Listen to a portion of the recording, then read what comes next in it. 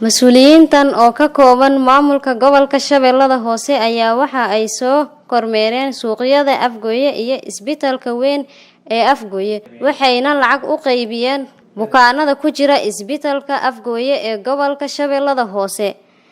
Ugu horeyn waxaa halkaas ka hadlay agaasimaha guud ee isbitaalka weyn Afgooye Nuur Cumar Mayow. waxaan taas ku ogaadinaynaa in laga warqabo howlaha aan qabanayno waa waxa aan aad iyo aad ugu farxayno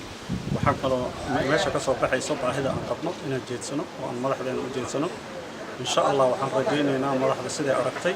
wixii ka dhimanna iyaga indhahooda ku arkay isbitaalka mar walbana isbitaalku waxa uu u baahan yahay kaalmo oo waxa meelaha mar walba la kabo waaye oo la geliyo dhaqaale saas la ajligeed mar haddii xoogaal u noqdeen waa wax aan aad iyo aad ugu faraxsanaanay annagana insha Allah waxaan ka rajaynaynaa adeegaas aan ummadda u qaadnay degmada Afgooye. Sidoo kale waxaa goobta ka hadlay gudoomiyaha degmada Afgooye Cabdinaasir Cali iyo gudoomiyaha gobolka Shabeellada Hoose Maxamed Ibraahim Barre ayaa sheegay in ay wax badan ay ka bedeli doonaan isbitaalka weyn ee Afgooye. howlana wuu qabtaa howlana way ka dhiman yihiin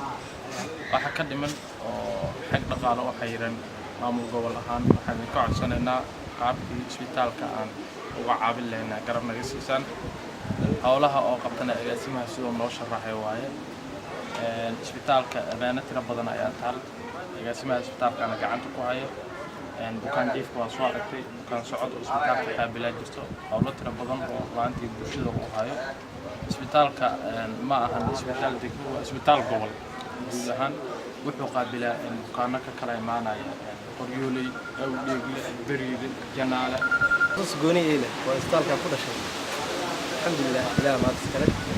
kale waxaan mahadcelinaynaa agaasimaha guud ee isbitaalka iyo gudoomiyaha degmada iyo maamulka kale ee gobolka iyo bulshada aan ku nimid isbitaalka sida ogtiin isbitaalka waa kaabayaasha ugu muhiimsan nolosha bini'aadanka maxaa yeelay qofka bini'aadanka noloshiisa inuu caafimaad qabo iyo inuu xanuunsan yahay labadaba waa u dhaxaysaa marka qofku waa inuu helaa meeshuu u doonan lahaa caafimaadka markuu xanuunsado marka waa arrin aan aad iyo aad u rajaynayno inaan ku guulaysano isbitaalkaas u shaqayn lahaa agaasimahana siday ugu soo dhawaan adeegeen iyo howlaha ay soo qabteen kulligu noo sheegay iyo qaybaha kala duwan shaqaalaha isbitaalkana waan soo wada booqanay bukaanada Fardowsa Cabdiqaadir TV-ga Koonfur Galbeed gobolka Baay.